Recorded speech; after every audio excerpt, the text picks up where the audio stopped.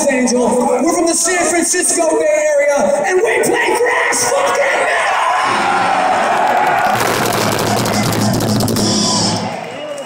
Yeah! And this next one we're gonna do for you right now, I know I'm talking about dreams, but I fucking mean it.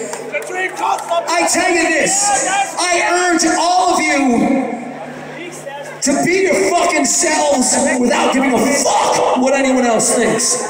Following your own fucking path, your own heart, your own head, without giving a fuck what anyone else thinks. And I know I'm preaching to the wrong people because we grew up on rock and hard rock and heavy metal and new wave of British heavy metal and thrash metal and the extreme genres ever since then. So we've taken bullshit from people our entire lives, but we've stuck to our guns, and now the metal scene is bigger and fucking better than